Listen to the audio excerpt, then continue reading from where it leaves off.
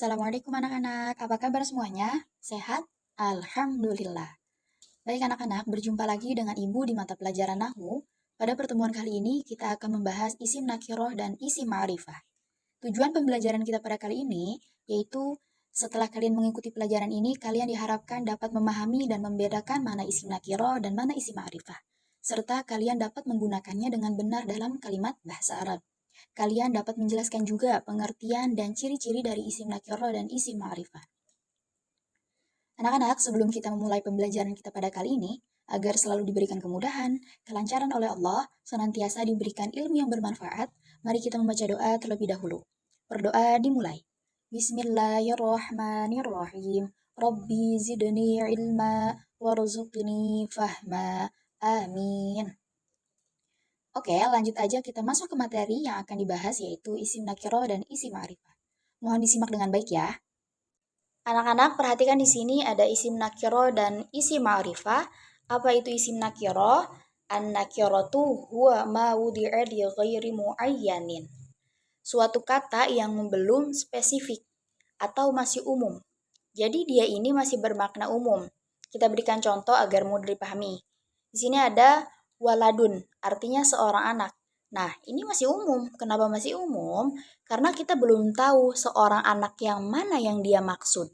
Seorang anak ini belum diketahui, masih umum. Nah, kemudian ada rojulun, seorang pemuda. Seorang pemudanya itu masih umum juga. Belum tahu pemuda yang mana yang dimaksud.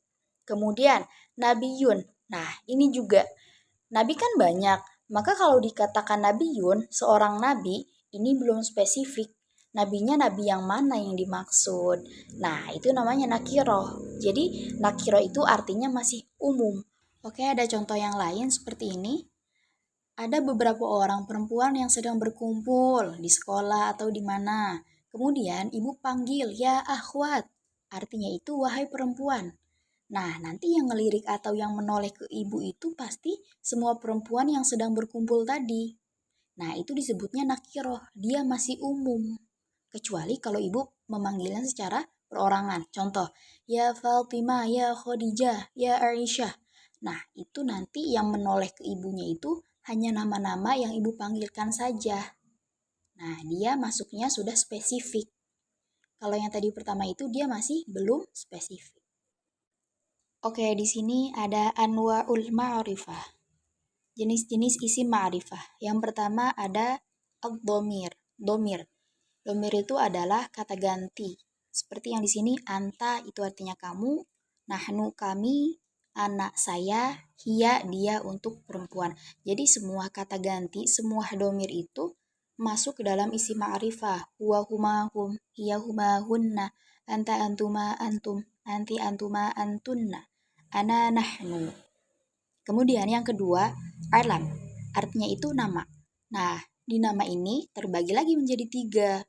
Yang pertama ada ismun, nama orang.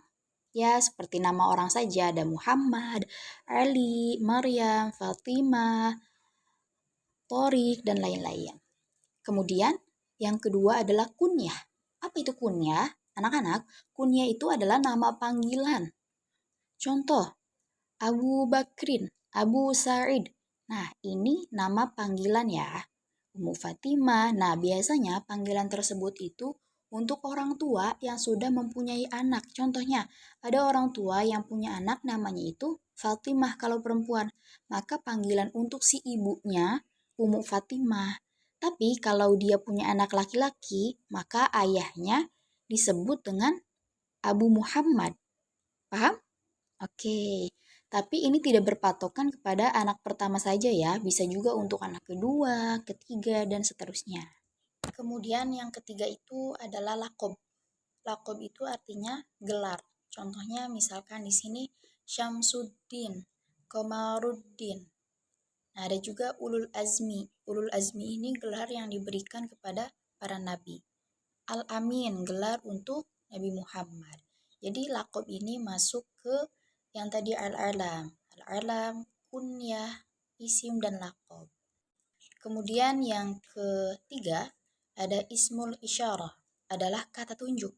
Seperti hadza, artinya ini.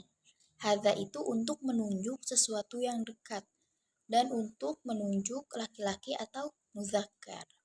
Kemudian hadhihi artinya ini dan untuk menunjuk sesuatu yang dekat juga, tetapi untuk muannas atau perempuan.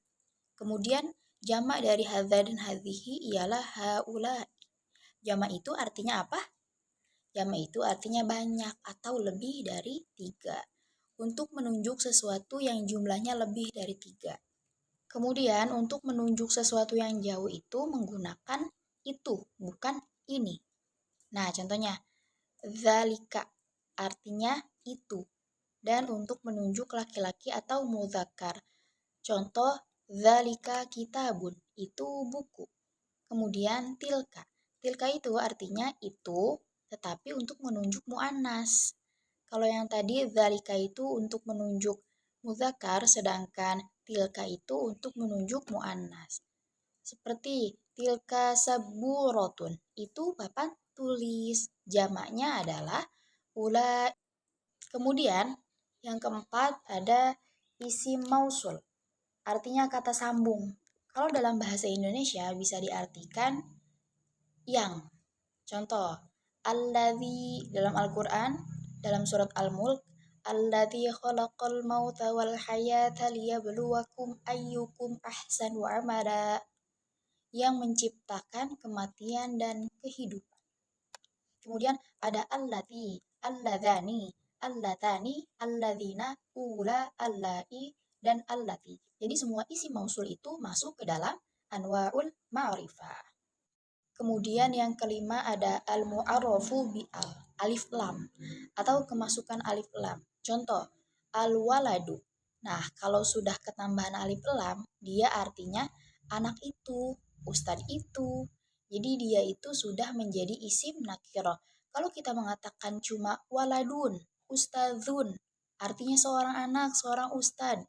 Nah, ini dia belum masuk ke bagian ma'rifah, dia masih umum terjemahnya. Tuh, paham ya? Jadi al-ustadzu, ar-rajulu, al-kitabu, al-waladu, itu ustad, itu buku. Tuh. Kemudian yang terakhir al-mudhof. Mudhof itu artinya disandarkan. Contoh, kolamun artinya pulpen. Kalau kita sebut saja kolamun, sebuah pulpen, dia artinya masih umum, masih nakiroh dia. Akan tetapi ketika kita mengucapkan kolamun ini, dia menjadikan mudhof, disandarkan kepada ka, maka kolamun ini menjadi ma'rifah, pulpenmu. Jadi sudah jelas. Kemudian kolamun yang disandarkan pada isim isyarah hadza. Jadi hadza kolamun. Pulpen ini, nah si kolamunnya sudah ma'rifah. Kemudian yang terakhir disandarkan pada alam. Tadi apa alam? Nama. Contohnya yang pertama, kolamun yang disandarkan kepada nama Zaidun atau Muhammadun atau Uthman. Jadi seperti ini, kolamun Zaidun, kolamun Muhammadun, kolamun Uthmanun. Seperti itu anak-anak. Alhamdulillahirrabbilalamin anak-anak, pembahasan kita tentang isim nakiro dan isim ma'rifah telah selesai.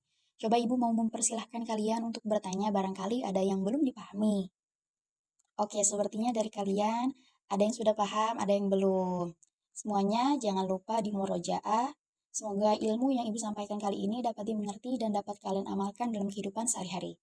Baik, kita tutup dengan mengucapkan hamdalah dan membaca doa kafaratul majlis. Alhamdulillah, subhanakallahumma wa bihamdika asyhadu an la ilaha illa anta astaghfiruka wa atubu ilaik. Wassalamualaikum warahmatullahi wabarakatuh.